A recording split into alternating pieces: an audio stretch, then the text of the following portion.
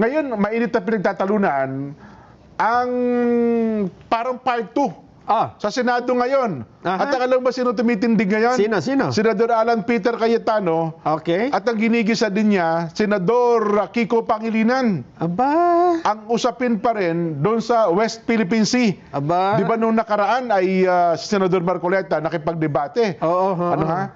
Hapyawan lang natin. No? So, medyo Sige, maganda lang sige, ito. sige. Maganda lang ito. At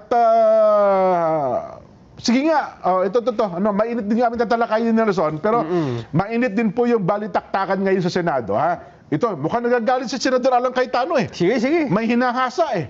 Sige nga, Senado, tignan natin. And the discussions in this August hall. But anyone can add and subtract if it's general. So which statements are we talking about so that we in the minority, in the opposition, can be able to debate? That's why I started out today by simply saying, pagdating sa South China Sea, sa West Philippine Sea, nagkakaisa tayo, magkakasama tayo. Atin ito, ipaglaban natin to. Pero pagdating sa bastusan, out kami dyan. Kasi yung tama is tama, mali is mali. So ang question po ngayon, what will we do, gentlemen from the esteemed Senator, gentleman from Pampanga and the author, will you supply us or will we annex or add whereases so that we will see ano ba tong statements na to? Mr. President, I think the whereases are clear. And just a little bit of research on the part of the researchers will confirm what we are referring to. We don't need to annex all of them, Mr. President. For example, in response to the public statements of the Embassy of the People's Republic of China that opposed and criticized these positions and questioned the propriety of Philippine officials expressing such views in the performance. So it's specified, the nature of the statements. So a little bit of research, malalaman mo na which statements were these, because this refers to... Point of order, Mr. President. Point of order. What is the point of order? The statements of Senator Pangilinan, the nature of his statements. Kayo na mag-research kung ano statements na yun, Mr. President. Sabi niya, pwede daw yun eh. Mr. President, I-research na lang daw natin. I'm not yet done. No, that's why I Philippine gave you, officials, Mr. President, including that's why I gave a point of members order. of the Senate. May I just be... I am still It's a speaking, point of order, Mr. President. A point of order precedes your precedence. Mr. President, Mr. President, maybe ask the minority floor leader to state the point of order. Which part of the rules was Mr. President. which part of the rules was Wala. violated? I'm making a point, Mr. President, that you cannot make a motion and then say, i-research mo na lang yung laman. Sabi kasi niya, pwede mo daw ipasa to, tapos nandyan naman yung nature. Ano ngang statement? Mr. President, So in the this is a same manner, debate. Mr. President, I Where admit is the point my of order? motion, may I finish? Where is the point my of order, motion Mr. for... Where is the point of order? Session is suspended. Sinasabi natin. Sabi sa'yo, mainit eh. Sabunutan na kayo. Di ba? Oo. Kasi nga, sobrang natanong na yung motion, Senador... Resolution yan. Resolution Yung pala, hindi pala motion. Resolution. Kondinahin ng Chinese Embassy Yan. sa mga statements nila. Oho. Ay, ang sinahanap ni Senador Alan Cayetano, ano yung mga statements? Hindi nyo naman nilagay dyan eh.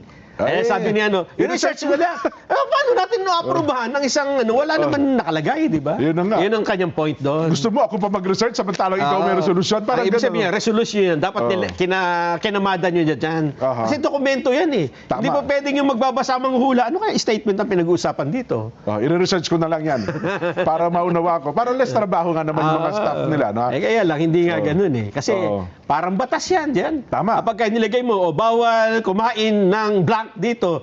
Anong blank? I-research mo na lang. Research mo na lang. Oo. Hindi ganun. Di ba? Kung sa eskwela, pwede yun. Kasi ano yan Fill in the blank. Fill in the blanks. Yun ang itong lagi natin sinasabi. Kaya sabi ko sa iyo, Son, hindi matatapos sa linggo ito yung usapin ng West Philippine Sea. Maraming maiinit na issue at malalaking issue ang pwedeng takpan itong usaping ito. Ano ha? Hindi ito, ang tawag ito, hindi ito tatantanan, hindi ito titigilan ng mga taong mayroong mga gustong proteksyonan. Maganda kasing bihikulo ito, napakaganda. At ang tao ay interesado sa usaping ito. Pero maganda rin na pagkakataon nito para ipaalam natin at malaman ng ating mga babayan, ano nga ba talaga yung pinagtatalunan dyan? Di ba? Yan. Para pagdating ng panahon, hindi tayo nakangangalang. Totoo. Hindi katulad ngayon kung ano sabihin ng mga nagsasalita, tango na lang tayo ng tango. Di ba? Hindi, mali yun. Mali yun. Tayo bilang isang taong bayan, mamamayan tayo, karapatan din nating alamin kung ano ba yung pinagtatalunan nila. Hindi po pwede kung anong ihip ng hangin, doon lang tayo. Oo. Di ba? Oh. Kagaya na lang dyan noong, ngayon, hanggang ngayon, pinagtatalunan na sinabi daw ni Senador Marcoleta na ipamigay na lang, I-give up na yung Kalayaan Island Group. Oho. Ibig sabihin, magsialis na tayo at sa inyo na lang yan. Ibigay na, parang dating daw ibigay na natin yan, give up Ibigay. na natin. Oh. May sinabi bang ganun si Senador Marcoleta? Wala. Ano sinabi niya? I-give up na lang natin yan. Parang gano'n. Kasi may mga Ayun. nauna sa statement bago yan eh. Siguro maganda.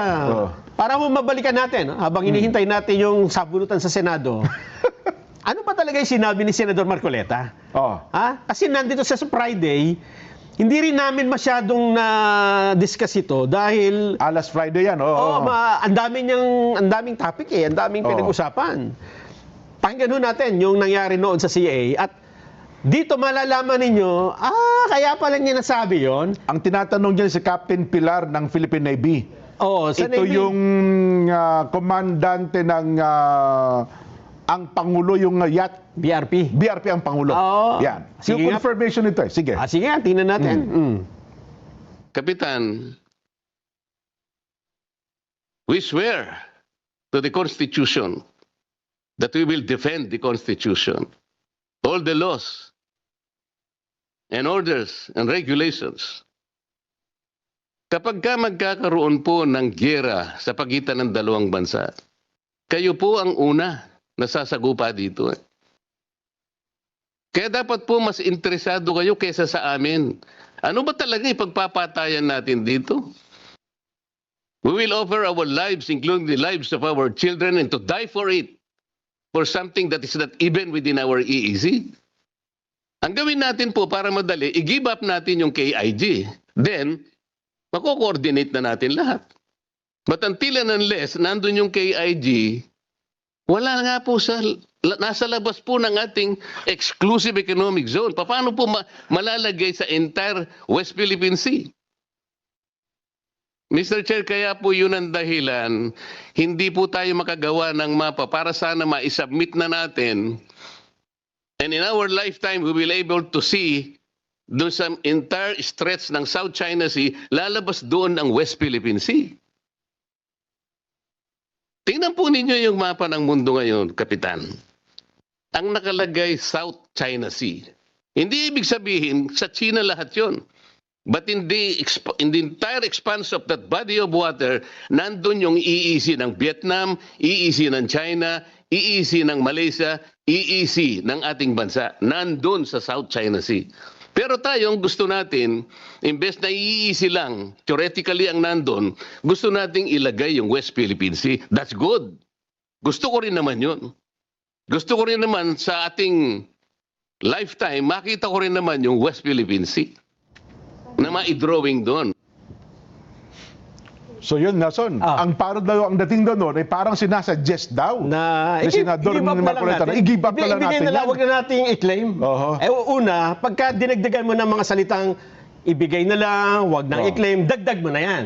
Oho. Ang sinabi dito ni Senador Marcoleta, Oho. para madali, ibig sabihin may sinasabi siyang mahirap gawin eh. Tama. Di ba? Kasi mahirapan talaga tayo gawa nga ng mapa eh. Oo. So may mahirap gawin. Ang sinabi niya, suggestion, gusto niyo madali, i-give up natin yung KIG, Kalayaan Group. Kalayaan Island Group. Ano ba yung sinasabi niyang para maging madali? Oo. Ano ba yung topic dito? Yun yung paggawa nung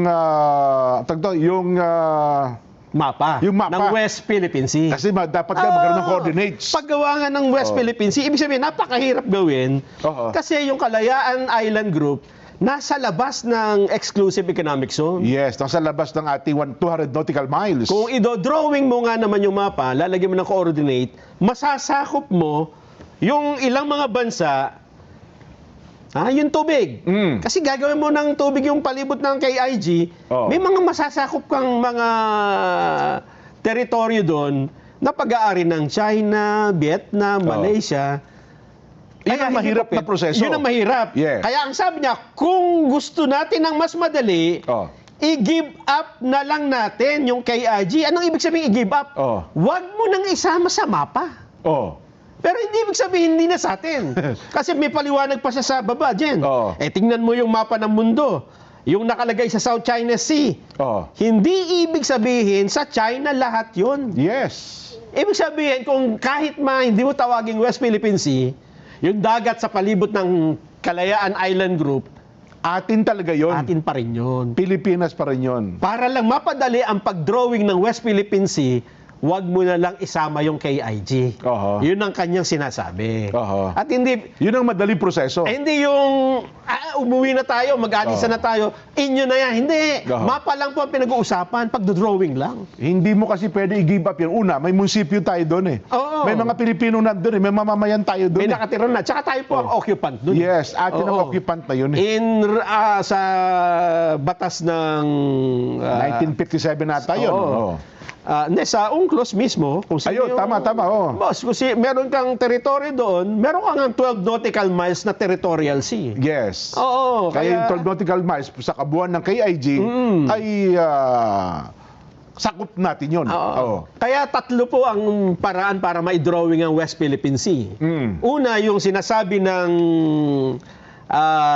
batas natin, kasi yung West Philippine Sea, naging tawag dyan ay noong pirmahan ni Pangulong Noynoy, Jen, ang Administrative Order number 29. Oo. Isinama niya dito po sa Republic Act, dito sa Administrative Order number 29, the West Philippine Sea include Luzon Sea Oo. as well as water around Oo. within and adjacent to the Kalayaan Island Group Okay. and Bajo de Masinloc. Ibig sabihin, pagka dinrawing mo ang West Philippines, sasakupin mo talaga yung KIG. Oo. Which is yung sinasabi ni Senador Marcoleta, parang mahirap dahil may deklarasyon po ang arbitral ruling noong 2016 na hindi po pwedeng gawin yan. So Oo. sakop pala ng desisyon yun. Yes. Oho. Ito sa ruling 573, number 573, paragraph 573. The tribunal concludes that there is no basis in the convention for a state to draw a straight baseline around a series of islands Oho. that are not part of an archipelagic state. 575. Accordingly, the tribunal concludes that the Spratly Islands cannot be treated as a unit Okay. for the purpose of maritime claims, and that the maritime zones of the feature in the Spratly Islands must be determined on an individual basis. Oho. Ibig sabihin, Jen, kada isang tumpok ng lupa doon, isang, ano yun, halimbawa, meron tayong Pag-asa Island doon, di ba? Oo. Isang dagat yon. Pero hindi mo pwedeng kagaya na ginawa sa 15, doon sa Presidential Decree, Jen, Okay. 1596, na dinrawingan niya ng polygon eh. Box. Ng box. Ng box. Oo. Sinakop lahat ng dagat doon. Oho. Yun yung ginawa ni Apo Marcos. Ang sabi ng arbitral ruling, hindi pwede yan. Kaya yung West Philippine Sea, napakahirap nga ngayon i-drawing kung isasama mo yung KIG. Oho, yun Kaya ang sabi ni Senator Marcoleta, para madali yan, i-give up na lang yan natin yung KIG sa paggawa ng mapa. Pero hindi ibig sabihin, i-give up natin yung ating teritoryo. Ipamigay na natin. Huwag natin isipin na mamamayan Pilipino na nandun. Parang Yes. doon nila dinadala yung naratibo. Yes, doon diba? nila dinadala. Na para, ngayon, Kasi- ang tindi ngayon ha. Alam mo ba Oo. kung bakit? Bakit? Kasi parang inuudyo ka ng iba na magalit ang mga taga-Kalayaan. Pati daw tayong Vice Mayor ay pupunta ng Senado. Ang problema kasi, ganun talaga kapag, yung sinabi mo nga dyan, yung personality bias. Yes. Kahit anong sabihin ng tao, para sa'yo mali eh. Mali na talaga Hindi mo na lagi. iintindihin. Habang nagsasalita siya, iniisip mo na paano mo kukontrahin. Yes, oo. Diba? Ang problema niyan dyan, dun sa KIG na yon, ang dami pang mga islang, hindi lang naman sa Pilipinas, hindi lang sa China eh. Totoo. Tingnan natin yung yung nasa outside ng exclusive economic zones, ha? Kung makikita mo yung listahan na kinuha natin, merong mga isla diyan, may mga rocks. Rocks ang tawag ng tribunal eh. Napag-aari ng ang naka Iba-ibang mga bansa, Nelson. ang occupant Vietnam, Oh. ha? Malaysia, Oh. China, Oh. at tayo Pilipinas. So hindi mo talaga pwedeng Nakapag kayo, ginawa mo ng mapa, nakasama yun, mag-aaway-aaway kayo ng mga lahat ng yan. magrereklamo. Hindi mo pwedeng gawin ng mapa, nakasama sila. Kaya kasi yun yung sinasabi ni Senador na mahirap. Oo. Pero kung pwede naman, mahaba nga lang na negosasyon, pero napakatagal bago mo maimapa. Oo. Kaya ang sabi nga niya, kung gusto nyo ng madali, huwag na natin isama sa mapa. Oo. Pero hindi ibig sabihin, hindi kasama sa mapa, hindi natin. Hindi ba? Yun yung Oo. punto doon. Totoo. Maraming katulad yan, Nelson eh. Di ba? Pero anyway, saglit, mamaya, tuloy natin pa yan. Ano ha? Ano na nangyari? Mayroon pa bang natuloy ba ang bakbakan sa Senado? Tingnan, balikan natin. Sige nga, Oo. balikan natin. I'm totally correct. But if you look at future resolutions, we want to be able to get the resolution and be able to judge it in its four corners. Mr. Hindi yung President. bubuksan mo pa yung record. So if we're condemning something, so for example, Mr. President, babaliktarin ko ha, I'm congratulating the Chinese ambassador. Baka naman i-congratulate ko siya na something na laban. Kahit ilagay ko doon, for his magnanimity. There are different interpretations of magnanimity, Mr. President. So I can shorten my interpellation so we can go to the amendments. But Yes, I was thinking of that. Why don't we terminate the period of interpellation and go into the period of amendments, and therefore place that on record, or an annex or something to that effect? Subject Will to you- style, Mr. President, if the good gentleman from Taguig and Pateros will be willing to adopt this subject to style after we manifest what will be included in the agenda, the addendum, Mr. President. Mr. President, I Because don't. my concern, Mr. President, is the good gentleman, of course, that this is prerogative. If he wishes to request it, that a clean copy be produced, and therefore they can go through it, etc., then we will not be able to adopt it today, Mr. President. Maybe not even tomorrow, I don't know, because there might be another reason for Mr. us not to President. adopt it, Mr. President. All right, Mr. Senator. President, this is not a bill, it's a resolution. So the clean copy, we've done it before on the screen. Yeah, we can do that. Wala now. naman second, third reading, Mr. All right. President. In fact, I'm offering to shorten my interpellation. Interpellation. I just All have right. one or two questions about the whereas clause and the resolution clause, Mr. President. Then, but Mr. President, it's not personal and it's not about this topic. It's really about proper order in the resolution. Mas maganda isang bunutan ng resolution. We know what we're condemning. Yes, Mr. President, and we appreciate the points raised by the good minority leader, just as I hope he appreciates that this is the third request to postpone the matter in terms of voting. So I hope he understands we'd like to vote on this matter already. Yeah. Mr. President, not to prolong, but why is there a request to postpone? Because we requested a hearing. And it's very interesting, Mr. President. Ang tinatch pa lang natin, Commodore Tariela, ang tinatch pa lang natin is kung may latches or tinatch pa lang natin certain things, Mr. President. Wala pa nga tayo dun sa territory at saka sovereign rights eh. Di ba? So in the view of the minority, we're not actually delaying, it's speeding it up by discussing it here. Because if you ask me, I'd rather we have a hearing on it. And again, to put it on the record, Mr. President, magkakampi tayo pagdating po sa West Philippine Sea, South China Sea, Mr. President.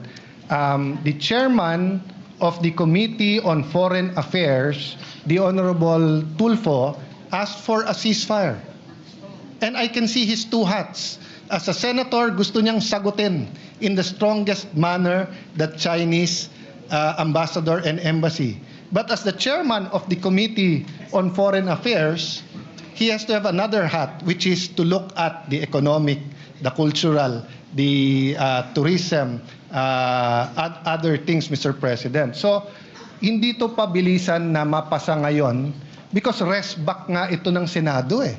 So, if it was an argument between Senator Risa, Senator Kiko, and the Chinese embassy, but if it's an argument between the Senate and the Chinese embassy, this escalates it, Mr. President. That's why I'm a little bit cautious on that. So if I have an argument, let's say, with the embassy of Israel or with Iran, same example, puno ng mangga, nag-aaway kami ni Senator Majority Leader, no? And kampi siya sa kanya yung isang gobyerno at nag-aaway kami. Once I file the resolution, Mr. President, mabigat kahit na ito'y tinatawag lang na sense of the Senate. It's the Senate as an institution eh.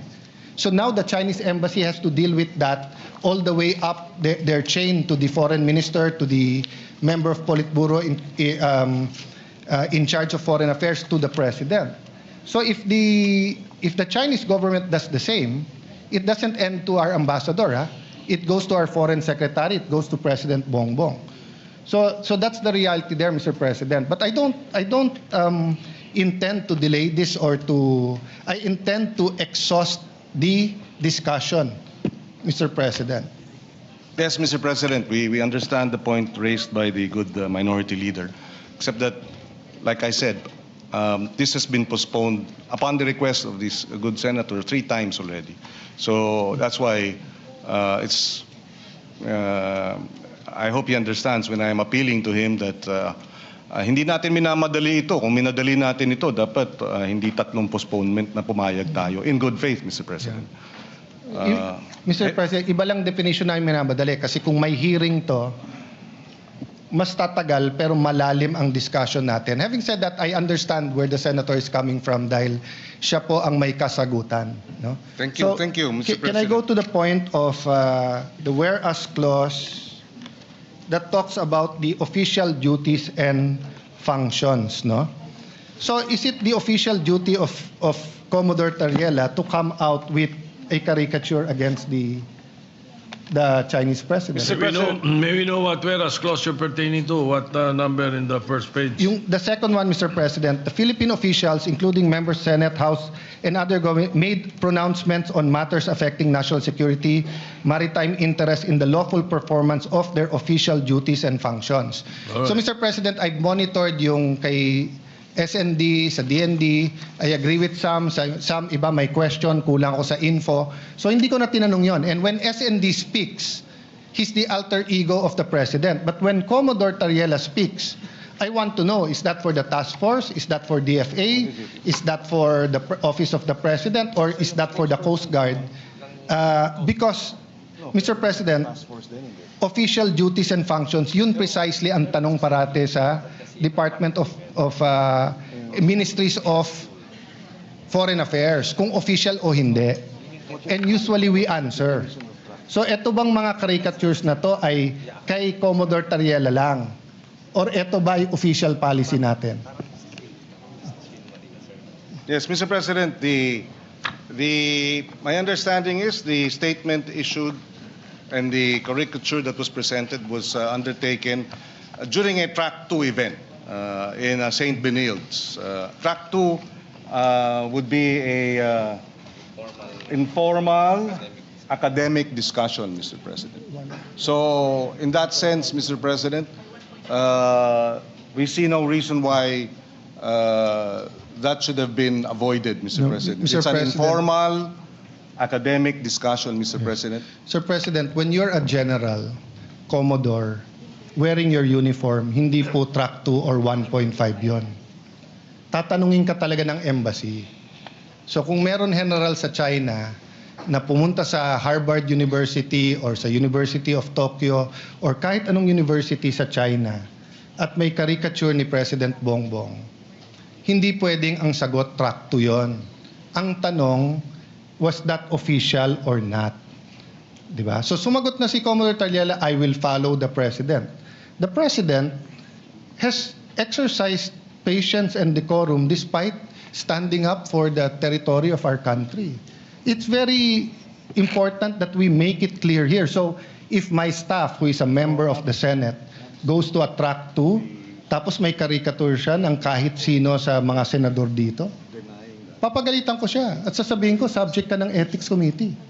Lalo kung naka-uniforme siya at nakalagay Senate of the Philippines or Office of Senator Alan. I cannot answer you na this is democracy, Mr. President. Kasi may rules tayo eh. And they're representing the Senate. Now, if on their off time, they attend the rally for pro or anti-divorce, for example, no? Siguro pwede nating sabihin yan ay hindi official ng Senate, pwede. Pero pag nagsalita siya sa stand, tapos meron siyang caricature nung lahat ng senador na anti o pro-divorce, tapos naka-office of Alan Peter Cayetano, subject siya sa Ethics Committee natin, Mr. President. Hindi mo pwedeng sabihin track 2 yon, no? So we Well, can. apart from that, Mr. President, if I may add, after that statement was released, Malacanang issued a statement, and Malacanang did not reject, did not castigate, did not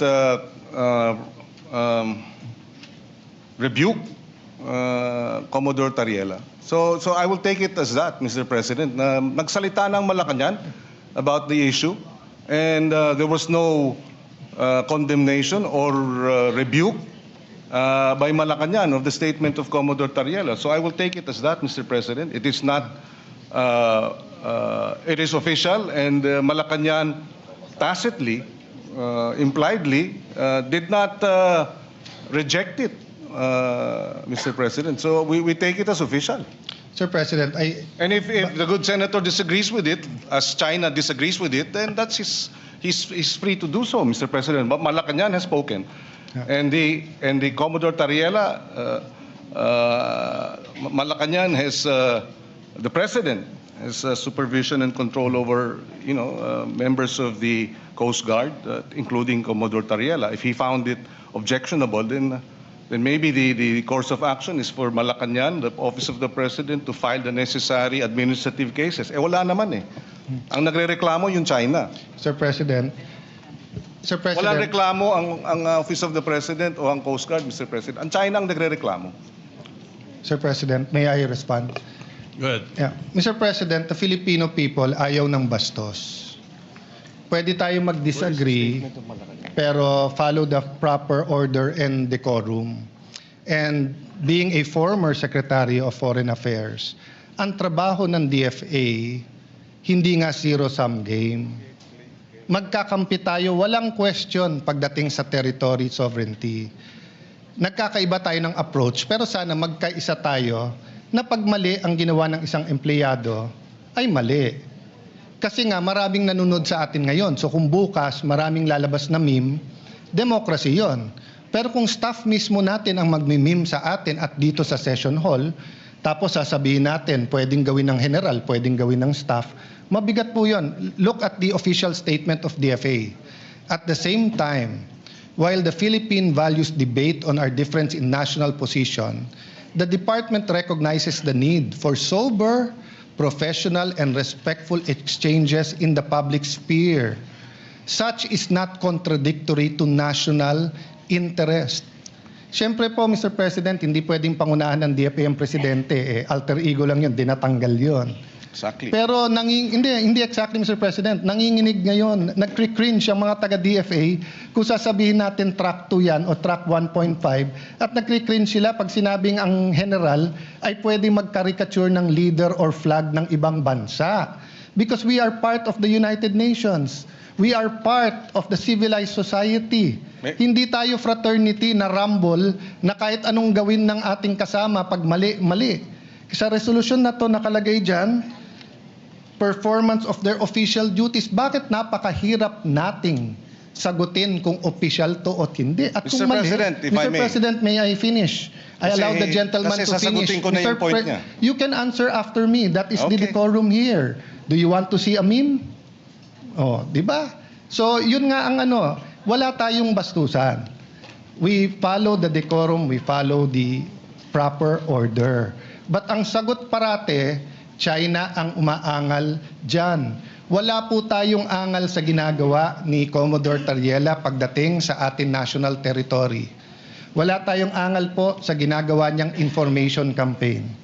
Wala po tayong angal sa pag-build ng Coast Guard, sa pag-aangal sa mga nangyayari tungkol sa skirmishes with the Chinese Coast Guard, no? Mr. President, sa Philippine News Agency, January 29, when asked about the President's stance on the West Philippine Sea issue, Yuse Claire Castro said, BBM wants the government to remain firm but in a diplomatic manner. Hindi po diplomatic. Mr. President, Senator Soto knows this. I've been at his side many, many times, but I've been in his face on the opposite side. When I was minority leader, siya majority leader. This is the first time I had the pleasure na siya ang Senate President ko because I was not in the Senate noon. But never ako binastos ng staff niyo, Senator. Even dito sa mga rumors, etc., pag lumapit ako sa opisina niyo, very diplomatic ang inyong opisina. And I hope my staff din. Sinabi ko rin sa staff ko yun, kahit anong away namin ng mga senador, hindi kayo pwedeng makialam. Nung nagsuguran kami ni Majority Leader, Sergeant at Arms at kapwa senador lang dito, walang sumugod na staff ni Senator Mix, walang sumugod na staff ko. Because may tamang order, Mr. President. So ang problema, maraming nanonood sa atin, hindi natin, bakit ba napakahirap sabihin na Commodore Tariela, 99.9% ng ginagawa mo, tama. Pero medyo sumobre. Medyo naging over-eager ka. Eh, hindi lang si President Xi yun simbolo ng China yun. Di ba? So yes, we're mad about their propaganda, we're mad about their threats, we're mad about what's happening, etc. But you don't want it to be an all-out debate about everything under the sun. You want talks on tourism. You want talks on OFWs. There's also hundreds of thousands of Filipinos in Hong Kong, in Macau, and kahit undocumented, marami din sa Shanghai, meron din sa Beijing. Di ba? So, we want that level of civility. Yun lang naman ang tinatanong Can the Senate not condemn those who are to be condemned because mali kung paano kausapin, ituring, ipaglaban ang stand sa mga senador natin. Pero yung isa nating empleyado o kapwa empleyado na Commodore sa Coast Guard, hindi ba natin pwedeng sabihin, Sir, we respect you, pero wag kang pupunta sa university na ka-uniforme, tapos ganyan ang presentation mo. Un-Filipino yun, medyo masama ang dating. Mr. President, yun lang naman issue doon, yes, Mr. President. Just to place it on record, para klaro din sa mga nakikinig. Walang banggit ni Commodore Tariela sa resolution. Wala. So, hindi ito tungkol kay Tariela. Kasi kung kay Tariela lang po tayo, medyo nalilihis dun sa mas malawig na usapin ng resolusyon. So, walang pangalan ni Tariela, Commodore Tariela rito. Number one. Having said that, tinanong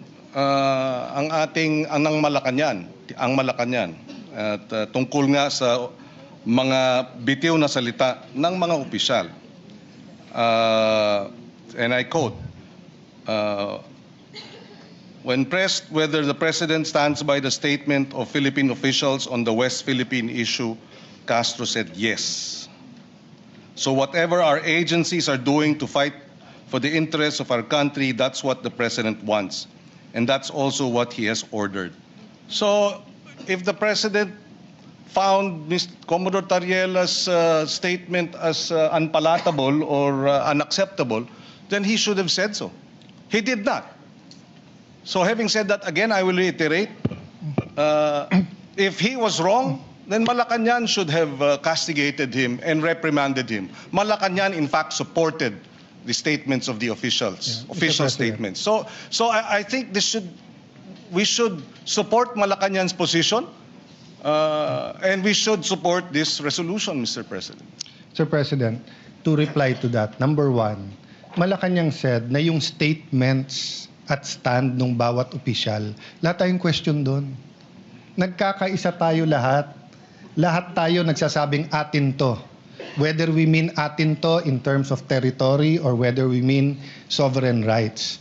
Kung ang sinasabi ng gentleman from Pampanga wala ang pangalan ni Commodore Tariela dito, so wag natin pag-usapan, ang problema po, mali ang argument niya kasi walang pangalan ni isa dito sa resolution na to. Di wala tayong pinag-uusapan kahit anong opisyal ng Pilipinas dito. You know, sabi niya, Members of the House? Mr. President, Members I'm of not the yet Senate? finished. Please don't interrupt. Konting decorum lang tayo po. Di ba? Kasi maraming gagaya sa atin po dito. Ang nakalagay po dito, members of the Senate and the House and other government officials. Wala pong pangalan ang senador, wala pong pangalan ang congressman, pero meron other government officials. Hindi ba ho other si Commodore Tariela? That's why I was asking, when we talk about official duties and functions, linawin natin.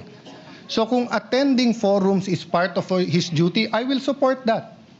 If his presentation is the Treaty of Paris, the amendments with the United States, the UNCLOS 1, 2, and 3, kung papakita niya yung arbitral award, kung papakita niya kung paano kinakawawa ang ating mga Coast Guard, then let's do it. If we have to inform our people more and be on TV programs, etc. Ang question, a picture paints 1,000 words. So, para mong sinabing wala ka namang tinawag na magnanakaw. Pero yung caricature mo, nagnanakaw siya.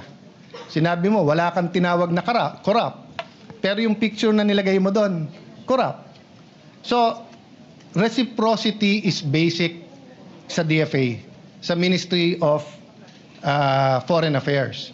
Whatever we say here, the United States is watching, France is watching, Israel is watching, Palestine is watching.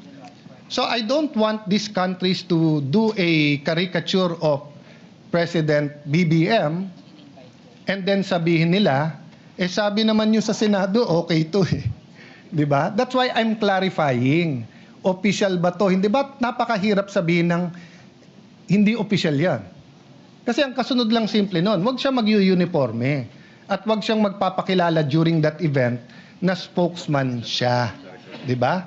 Ngayon, Mr. President, will his presentation be diluted in any manner if he didn't show that caricature?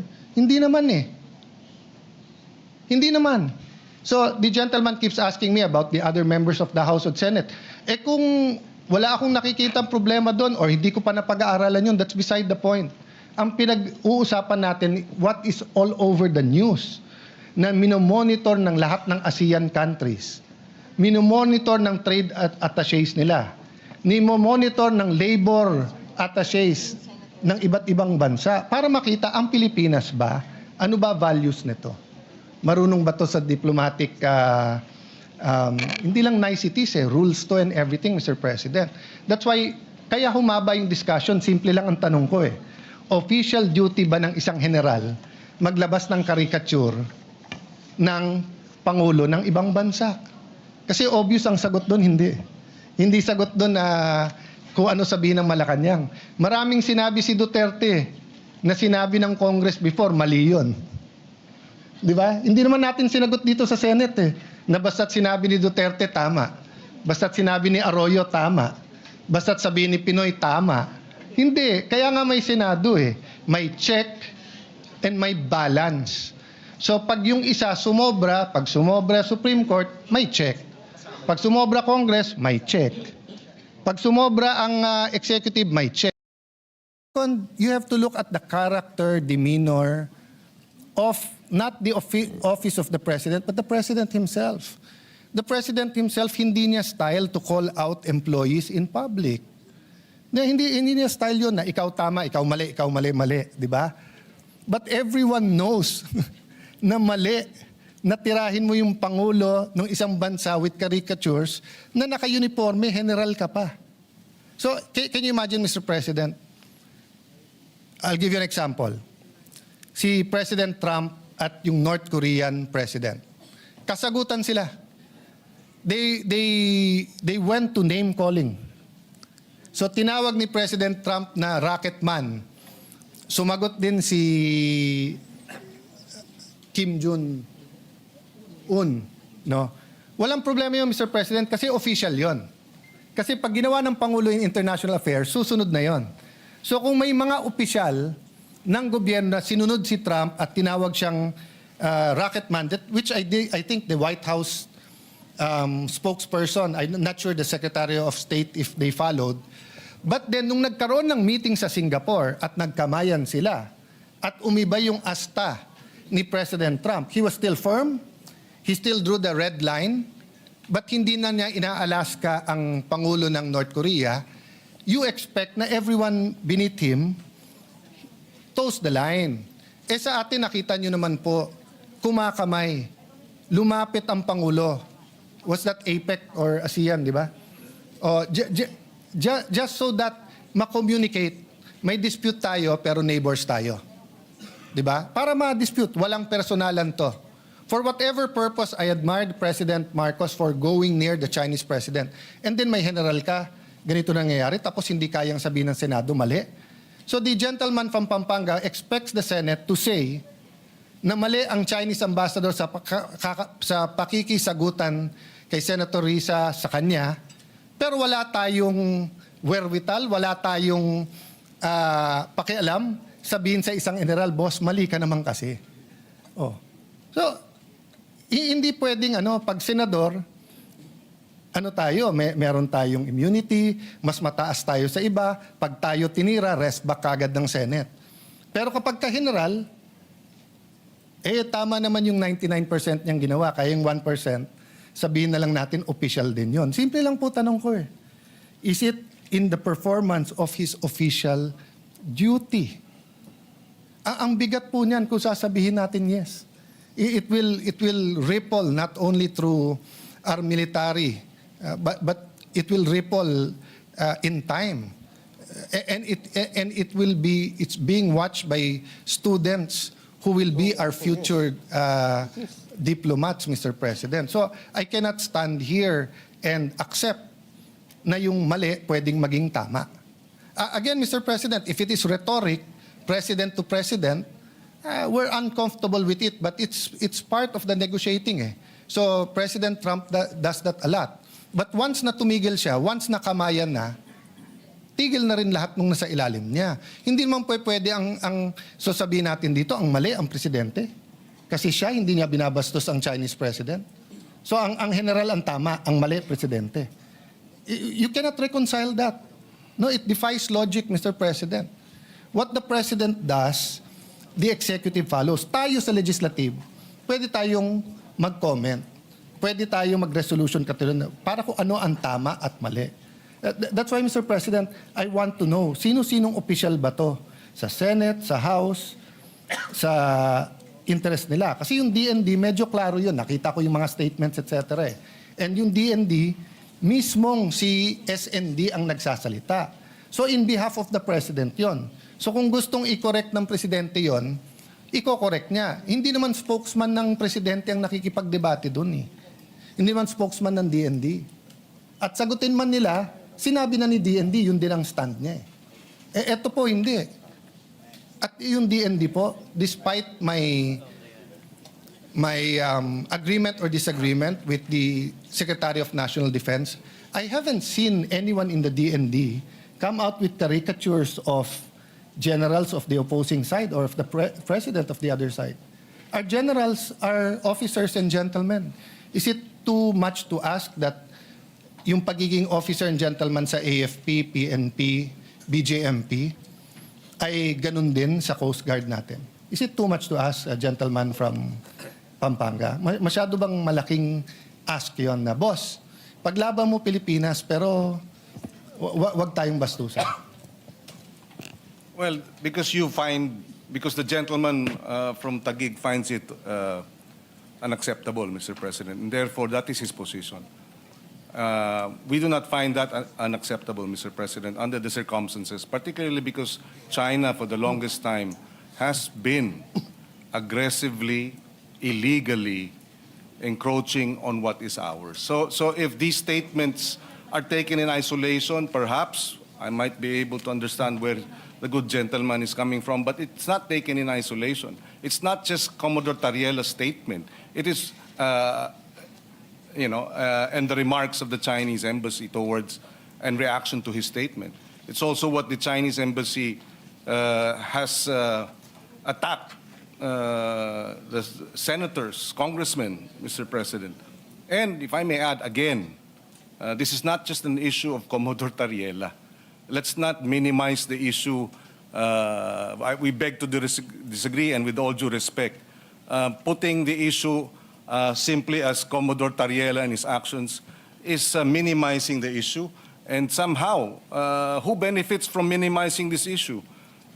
China, Mr. President. The good senator that may not be his intention, but Mr. President, from this point, from this perspective, from this representation's perspective, minimizing the issue, disregarding or taking it in isolation, and isolating Tariela's actions from the insults and the unparliamentary language of the embassy, threatening our men in uniform, Mr. President.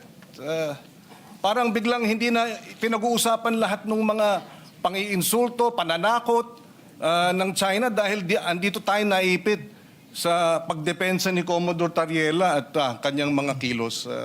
I hope the good senator gets a broader or looks at it in a broader perspective, Mr. President. Mr. President, sino ho nagmi-minimize? Siya po ang nagmamadali. Ayaw niya mag-hearing. Kung magkakaroon ho ng hearing, lahat ho ng issues, yung sinabi ng DND, yung ginagawa po sa Ayungin or sa BP Sierra Madre, yung pong ginawa po sa Scarborough Shoal, Aquino administration, Duterte administration, Marcos administration, yung pong hinanakit ng ating mga Coast Guard sa nangyayari sa kanilang araw-araw, sa mga nasa Pag-asa Island po, sa kakulangan po ng pondo. Lahat po yun madidiscuss natin. Paulit-ulit po ang gentleman from Pampanga na parang ako may kasalanan na pinag-uusapan po si Senator Tariela, tinamad po sila na ilagay ang mga pangalan ng mga opisyal na sinasabi nila sa resolusyon. Kaya malinaw naman ang tanong ko, sino-sino tong mga opisyal? Ang alam ko lang si Commodore Tariela. Tapos sasabihan niya ako, I'm minimizing. Tapos babasahan niya ako ng paano mga taga-DND, paano mga, para bang hindi ko sila kinakampihan. Bulok na yung style na yan eh. Yan yung style na pro-China, anti-China, pro-Philippines, anti-Philippines, no? Paulit-ulit na tayo dito, magkakampi tayo pagdating sa territory ng ating bansa. Magkakampi tayo pagdating sa sovereign rights ng ating bansa. May I ask this question? When the military decided to pave the way, to build a runway sa Pag-asa Island, was there any objection by any department in our country at that time? Well, Mr. President, with all due respect, Mr. President, I think we have exhausted. Mr. President, this do we debate. have closure here?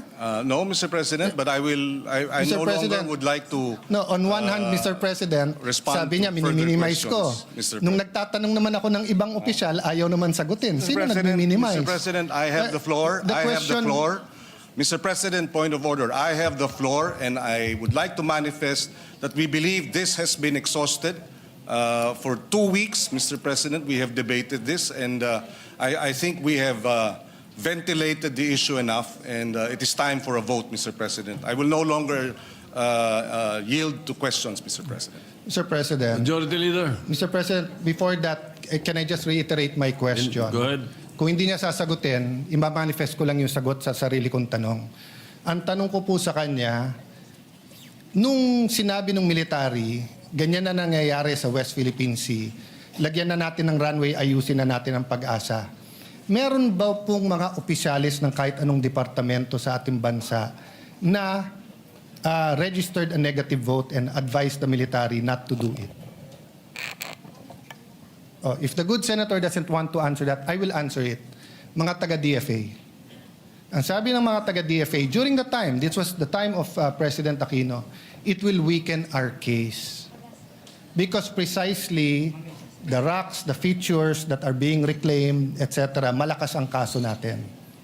Nasunod po yung military at tingin ko tama naman. But none of us told yung mga taga-DFA na pro-China kayo for having a different opinion. Di ba? None of us. Why? Kasi iba trabaho ng DFA sa DND. Iba trabaho ng DND sa Coast Guard. So, Mr. President, dapat burahin na natin yung nagdi-discuss tayo ng maayos. Napikon ka sa statement ng iba, re-rest back ang senador. Buti nga, sinasagot kayo eh. Mas malaking insulto ko, hindi kayo sinagot eh. Sinagot kayo, edi magsagutan kayo, pero gusto nyo, buong Senado ang re-rest back nyo. Ako, kung may kadebate akong embassy, kami lang yun. Kung kailangan ko tulong ni Brother Robin or ni Senator Marcoleta, kakalibitin ko, tulungan. Pero hindi ako magfa-file ng resolution sa Senado para tulungan nyo kami, bugbog kami sa China. Tapos pagka hindi ka pumirma, pro-China ka.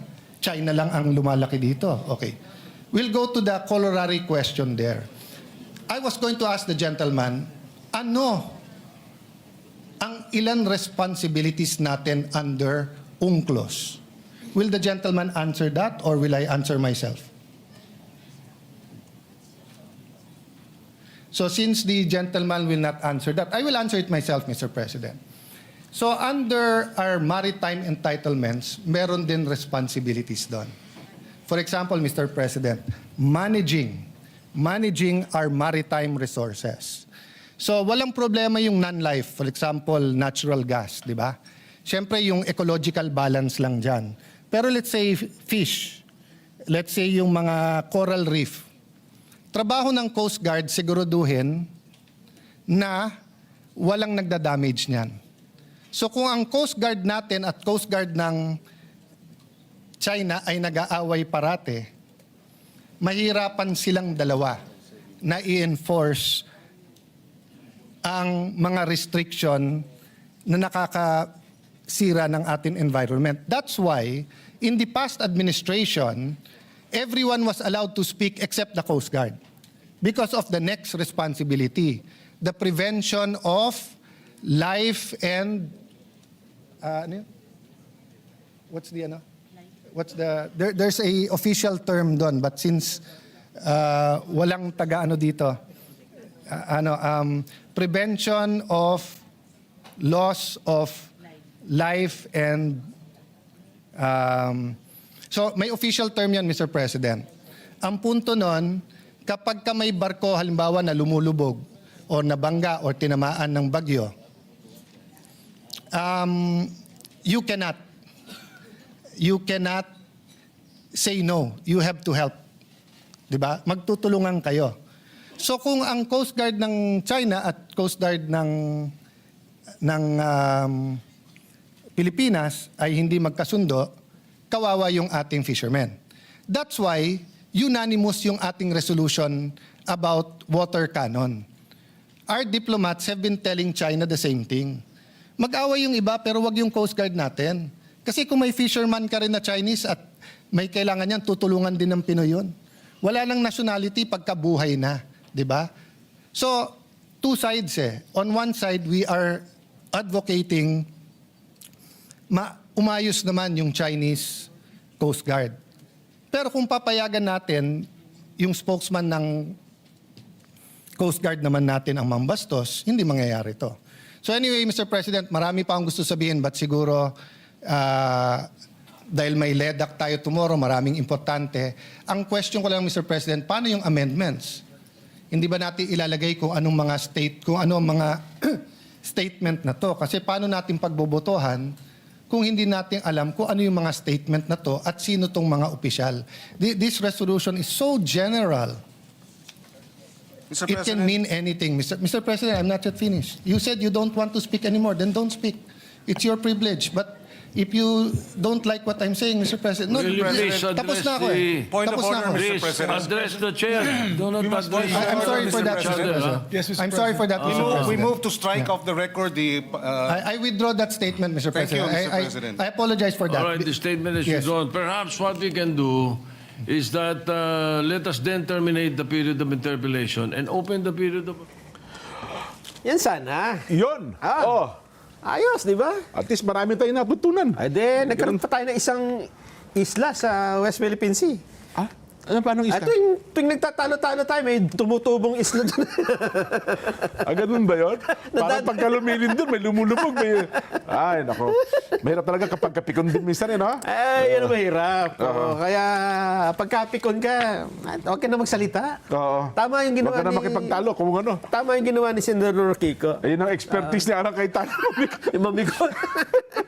Ay, nako. Ay, pero teka lang. Kayo ba ibibiyahe?